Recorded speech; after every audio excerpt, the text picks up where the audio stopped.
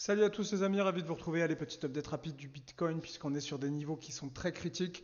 Et à mon avis, ça passe ou ça casse, soit ça va aller plus haut et je pense qu'on pourra tout simplement acter ce qu'on a fait comme étant le bottom, je pense. Soit effectivement ça ne passe pas et on va se retrouver vers une nouvelle phase de baisse. À mon avis, c'est ce qu'on va faire, mais on va voir ça tout de suite dans cette vidéo. C'est parti. Allez. Vidéo que je vais essayer de tenir courte, rapidement. Donc Bitcoin, qu'est-ce qu'il se passe? Bon, comme vous le savez, il y a eu des short squeeze, c'est-à-dire, je vous l'ai déjà expliqué plusieurs fois, mais en gros, il y avait des vendeurs ici, ici et ici, et donc c'est la raison pour laquelle on est remonté. Donc en gros, là, on est sur le niveau ultime qui avait été fait avec cette mèche et le bas de cette mèche ici, et vous voyez, on est pile dessus. Donc la question est toute simple, est-ce qu'on va breaker? Et je pense qu'à ce moment-là, ce niveau-là que je vous mets en bleu, ici, sera tout simplement, vous mettre en rouge, sera tout simplement le plus bas de marché, même si moi j'attendais quelque chose de beaucoup plus long, je vous en ai déjà parlé.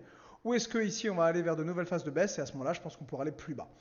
Honnêtement c'est une bonne question, c'est compliqué à voir, on va donc changer de time frame, ici je suis en daily. On va se mettre en weekly, on va voir ce que le weekly peut nous apporter. Voilà, grosso modo, pas grosse nouveauté au niveau du weekly, vous voyez que c'est à peu près la même structure. On va donc tout de suite passer en monthly, c'est-à-dire en mensuel. Et alors en mensuel, bah, en gros, il reste 3 jours pour finir la bougie, et la bougie est un doji juste sous une résistance. Donc en gros, on a un marché qui est baissier, on fait un rebond technique, on est sous une résistance, on fait un doji, et il reste 3 jours pour clôturer un doji.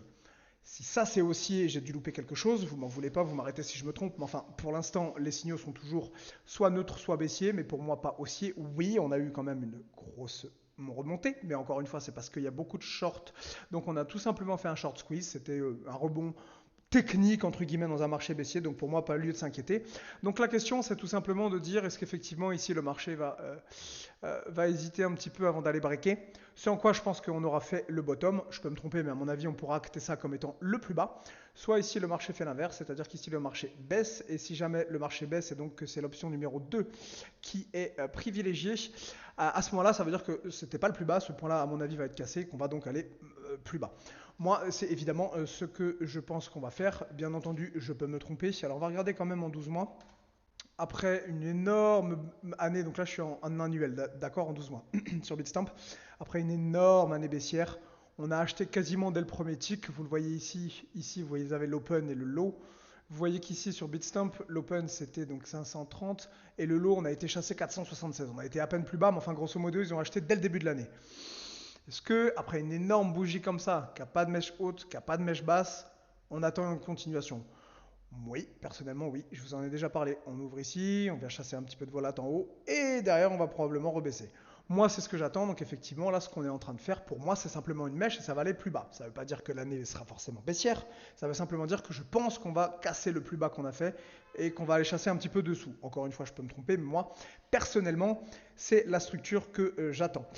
On va donc se remettre en daily, j'ai d'autres choses à vous montrer. Alors, deuxième partie de la vidéo, donc effectivement ici vous avez tous les mecs qui disent que bah comment est-ce qu'on peut encore croire à une baisse, c'est terminé, on a acté le bottom et toutes ces conneries. Ici c'était donc en gros tout simplement le point bas, et les mecs vous disent, ils prennent le plus bas et vous disent tout simplement attendez c'est quand même un marché qui a fait 63% et tu vas me dire que le plus bas n'a pas été fait. Alors, on va juste rebondir un petit peu, d'accord, crack donc de 2018. Ici au plus bas, le marché était à 5009, il est remonté ici sur le haut de cette mèche 99%. En gros, il a doublé. Il était à 5000 et quelques 6000, il a doublé à quasiment 12 000. 11 008 à peu près, d'accord? Le marché a quasiment doublé.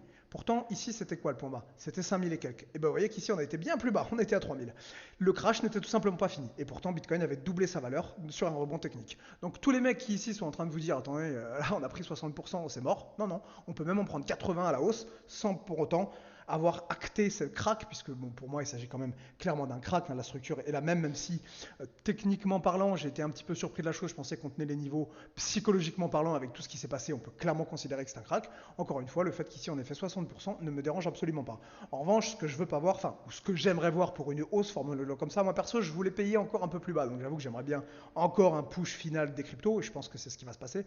Voilà, il faut vraiment surveiller ce niveau, faites attention à ça, parce que ça je pense que c'est vraiment le truc des prochains jours. C'est-à-dire que ici, on est sur une zone, et grosso modo, si la zone il la break à la hausse, je pense qu'on ne reviendra pas forcément ici. On pourra faire des allers-retours. À mon avis, c'est d'ailleurs ça qui va se passer si jamais il break.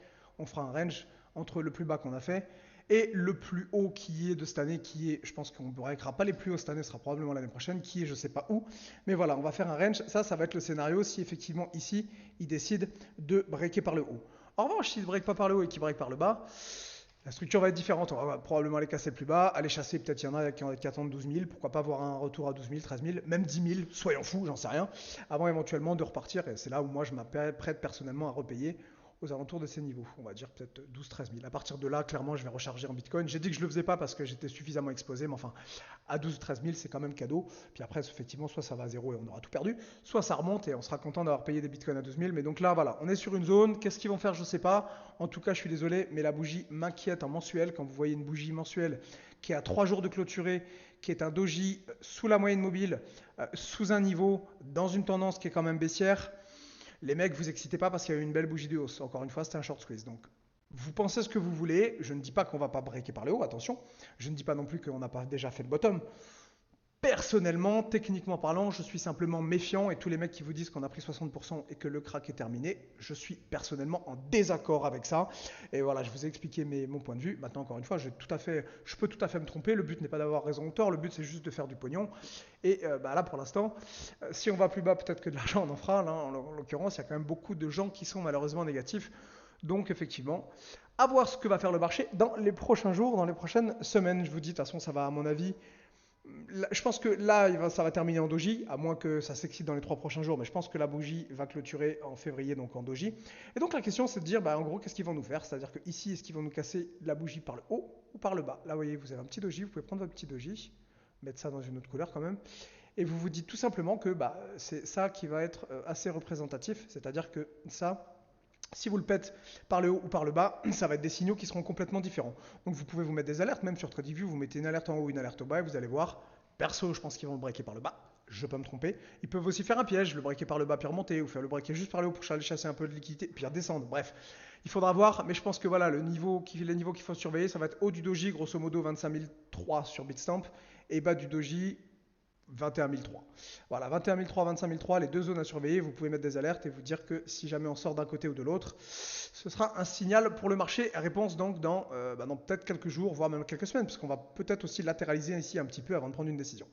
Ce sera tout les amis, vidéo scalping, là je vais attaquer la semaine prochaine je pense, puisque j'avais dit que je ferais pas mal de vidéos sur le scalping des indices, vu qu'on se fait un peu chier en crypto, donc je vais faire pas mal de scalping au cours des prochaines semaines.